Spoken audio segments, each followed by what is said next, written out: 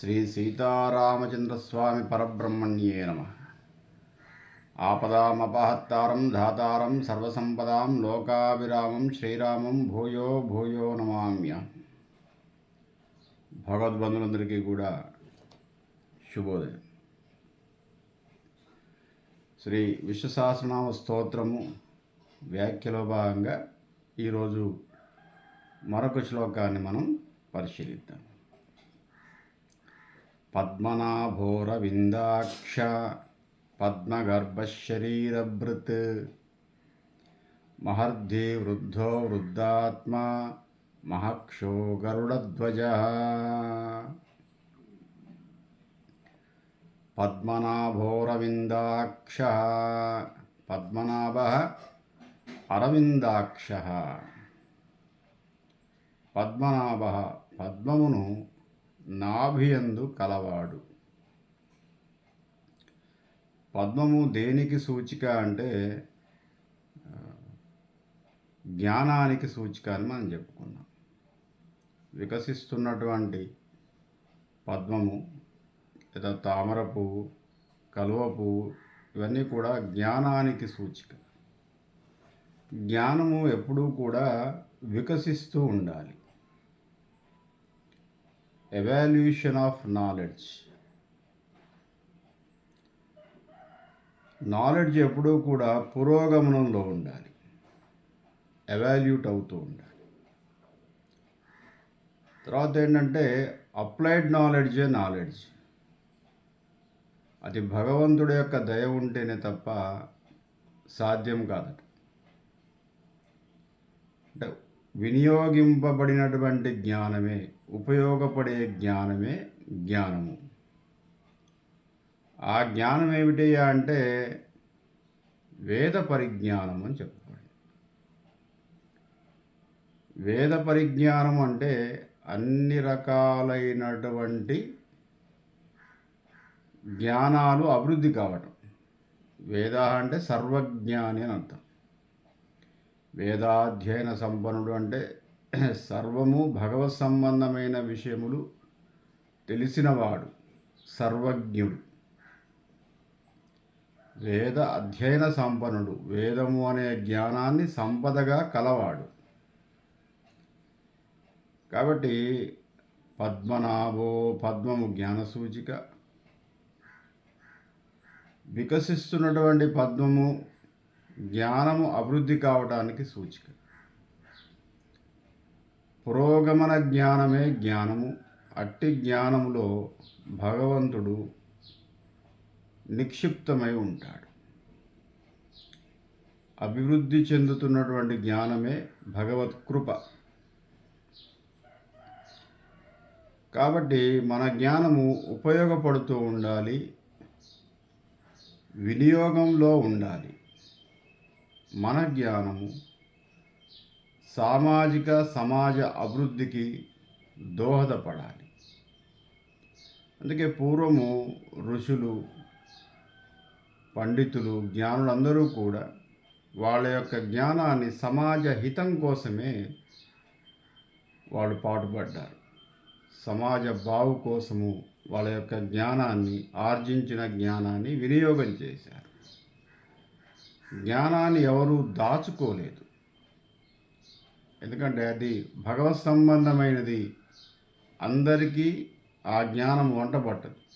ఏదైనా సరే మనకున్నటువంటి జ్ఞానాన్ని ఇతరులకు పంచటంలో, ఇతరులని అభివృద్ధి చేయటంలో తోడ్పడితే అది దైవ కృపగా మనం భావించాలి. కాబట్టి పద్మనాభ వికసిస్తున్నటువంటి జ్ఞానస్వరూపుడు, మన జ్ఞానాన్ని వికసింపజేయవాడు. పద్మనాభ అరవిందాక్ష. అరవిందం అన్న మళ్ళీ తామర పువ్వే. తామర పువ్వుల వంటి కళ్ళు గలవాడు. తామర పువ్వు యొక్క లక్షణం ఏంటంటే సూర్యోదయము, సూర్యుడి యొక్క కిరణాలు తాకగానే వికసిస్తుంది, సూర్యాస్తమయం తర్వాత ముడుచుకుంటుంది. తన యొక్క నేత్రముల ద్వారా, అరవిందముల వంటి నేత్రముల ద్వారా కృపారసము భక్తుల మీద ప్రసరింపజేయువాడు అరవిందాక్ష. ఎల్లప్పుడూ కృపను ప్రసారం చేస్తూ ఉంటాయి ఆ కళ్ళు, స్వామి యొక్క కళ్ళు.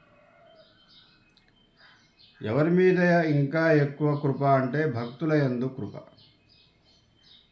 కృపారసంబుపై చల్లెడివాడు, పద్మనయనంబులవాడు. నయనాలు ఎప్పుడూ కూడా కృపను, కరుణను కలిగి ఉంటాయి. అత్యంత కరుణామయుడు అన్నమాట. కాబట్టి భగవంతుడి యొక్క కనులు మన మీద ప్రసరిస్తే, అందుకే దేవుడి దయ, దేవుడి చూపు అంటారు కదా. దేవుడి దయ అంటే అది మనకు అనుకూలంగా ఉండేటటువంటి చూపులు గలవాడు. పద్మనాభ అరవిందాక్ష పద్మగర్భ.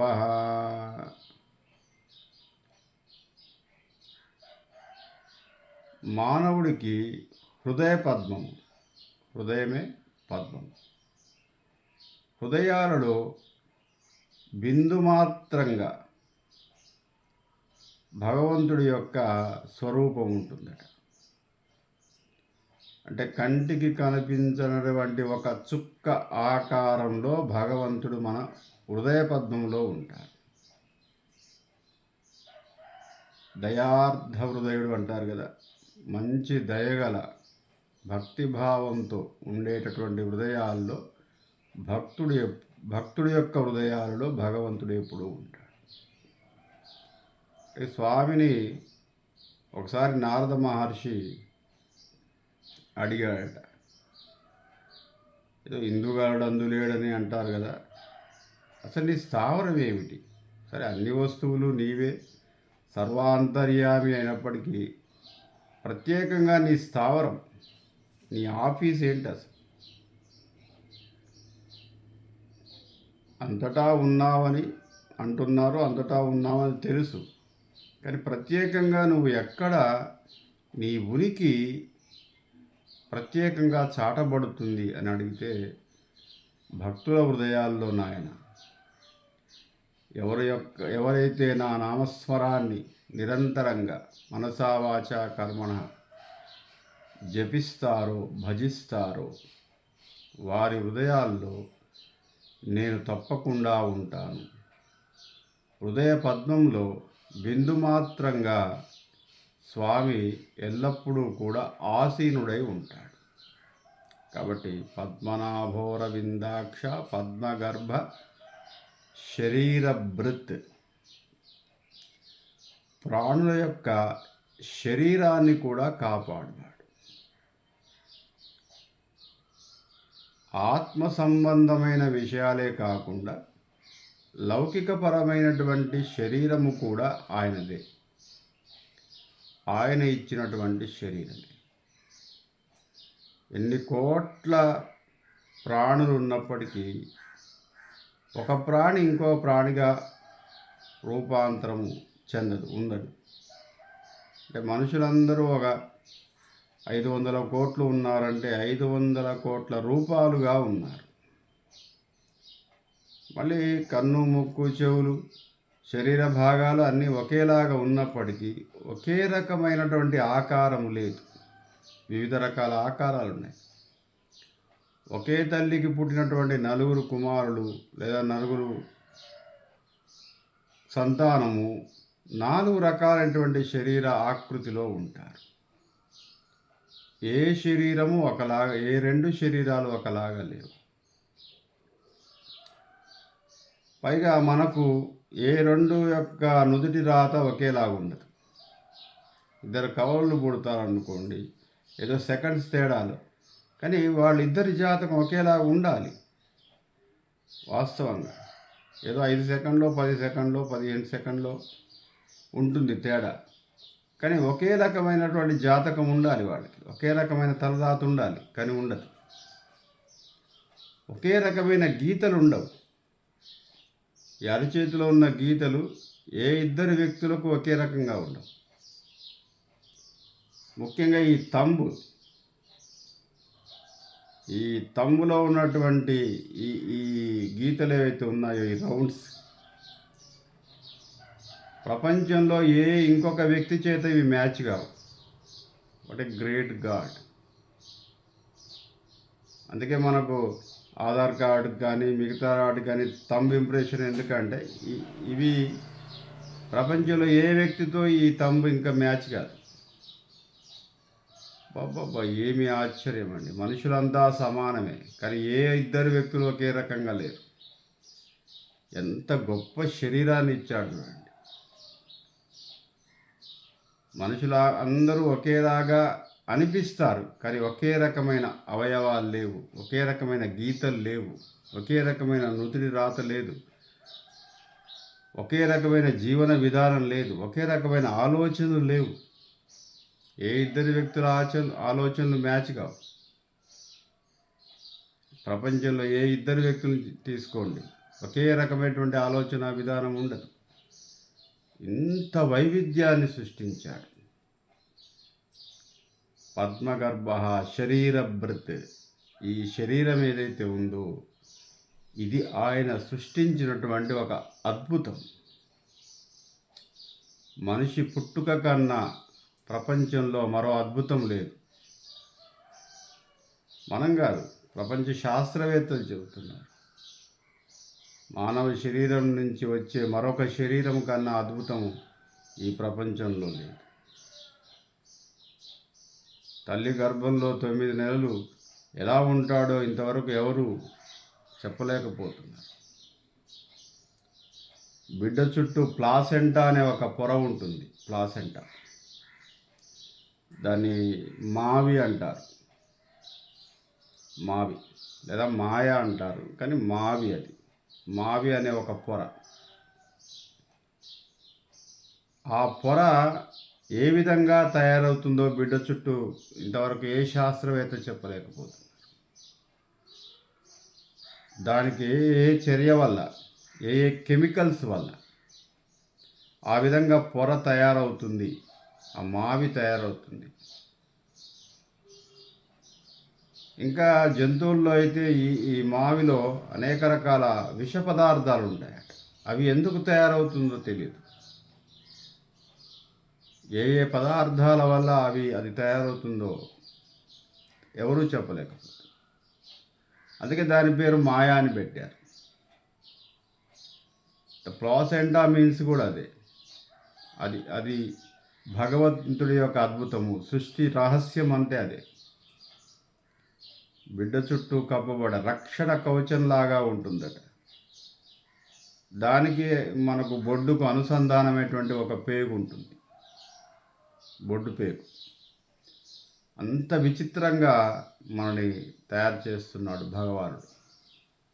కాబట్టి శరీరభృత్, ఆత్మ, మనసే కాదు, ఈ శరీరము ఈ యొక్క ఆకారాన్ని ధరించటానికి కూడా, ఇంత వైవిధ్యంగా ఉండటానికి కూడా భగవానుడే కారణము.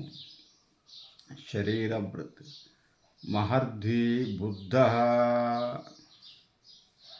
మహర్ధి అన్ని పనులు నిర్వర్తించువాడు బుద్ధ, జ్ఞానంతో. సమర్థమైనటువంటి జ్ఞాన స్వరూపమే భగవానుడి యొక్క స్వరూపం. హయ్యెస్ట్ నాలెడ్జ్ ఎక్కడైతే ఉంటుందో అది భగవత్ స్వరూపము, భగవంతుడి యొక్క అంశ. దైవాంశ సంభూతులు అంటారు కదా. దైవాంశ సంభూతుడు అంటే ఎక్కువ నాలెడ్జ్ ఉన్నవాడని అర్థం. ఏ రకమైన నాలెడ్జ్ అయినా కానీ, ఏ రంగంలోని నాలెడ్జ్ అయినా కానీ అది భగవత్ స్వరూపమే. కాబట్టి అట్టి భగవత్ స్వరూపము బుద్ధ జ్ఞానముతో కూడి ఉండాలి. ఆ జ్ఞానము ఉపయోగపడాలి. మహర్ది అన్నీ సమర్థవంతంగా చేయగలగాలి. మనకున్నటువంటి జ్ఞానం ద్వారా ప్రతి పనిని సమర్థవంతంగా చేయగలగాలి. అలా చేసినట్టయితే భగవంతుడి యొక్క కృప ఉంటుంది. అదే భగవంతుడి యొక్క లీల. వృద్ధాత్మ మహక్ష గరుడధ్వజ. వృద్ధాత్మ అంటే సనాతనమైనటువంటి ఆత్మ. ఇప్పుడు మామూలుగా వృద్ధుడు అంటే ఏమిటి? ఎక్కువ వయసు ఉన్న వాళ్ళని, ముసలి వాళ్ళని వృద్ధుడు అంటాం. ఇక్కడ వృద్ధాత్మ అంటే సృష్టి ఆది నుంచి ఉండువాడు, వృద్ధమైన ఆత్మ కలవాడు భగవానుడు. ఎప్పుడో సనాతనమైనటువంటి కాలం నుంచి, సృష్టికి ముందున్నటువంటి కాలం నుంచి, సృష్టి తర్వాత కూడా ఆయన ఉంటాడు. కాబట్టి వృద్ధాత్మ మహక్ష, అత్యంతమైనటువంటి అక్షము, కన్నుగలవాడు. తను సృష్టించినటువంటి చరాచర జగత్తుని అంతటినీ కూడా తన జ్ఞాన నేత్రంతో, పరమశివుడికి మూడవ కన్ను అంటే అదే. మూడవ కన్ను ఏంటంటే జ్ఞాననేత్రం. ఆయన లయకారకుడు. ఆయన లయకారకత్వంలో ఆయన ప్రపంచాన్ని వీక్షిస్తూ ఉంటాడు. ఎక్కడ ఏం జరుగుతున్నా కానీ ఆయన ఆజ్ఞ ప్రకారం. అందుకే శివుడు ఆజ్ఞ లేనిదే చీమైనా కుట్టదంటారు. ఆయన లయకారకుడు కాబట్టి వీక్షిస్తూ ఉంటాడనమాట. ఎంత అద్భుతమైనటువంటి భగవత్ స్వరూపం అండి. సృష్టి స్థితి లయ అనేటువంటి పదాలు ప్రపంచంలో ఎక్కడ కూడా మనం వినం, ఏ కల్చర్లో వినం. భగవంతుడు సృష్టిస్తున్నాడు, భగవంతుడు స్థితికారకుడై ఉన్నాడు, భగవంతుడు లయకారకుడై ఉన్నాడు. ఈ కాన్సెప్టు వేరే ఎక్కడ కూడా ప్రపంచంలో ఉన్నటువంటి ఇతర కమ్యూనిటీల్లో మనం చూడలేము. భగవత్ స్వరూపాన్ని వర్ణించటంలో ఒక అద్భుతమైనటువంటి ఆవిష్కరణ. ఇదంతా కూడా వేద ఆవిష్కరణే, వేదంలో చెప్పబడింది. వేదం వినహ మరో జ్ఞానమే లేదు ప్రపంచంలో. ఏది చేసినా కూడా వేదంలో ఉంది, వేదంలో ఉంటుంది. లక్షల సంవత్సరాల క్రితం జరుగుతున్నటువంటి కాలం, జరగబోయే కాలానికి సంబంధించినటువంటి సమస్తమైన సమాచారం అంతా కూడా వేద నిక్షిప్యం. వృద్ధాత్మ మహక్ష గరుడద్వయ, ఈ మూడు సమానార్థకాలు. వృద్ధమైన ఆత్మ, తర్వాత ఏంటంటే మహక్ష, ఎల్లప్పుడూ చూసువాడు. ఎలా చూసువాడు? గరుడధ్వజ, గరత్మంతుడు కూడా జ్ఞాన స్వరూపుడు, జ్ఞానకారకుడు,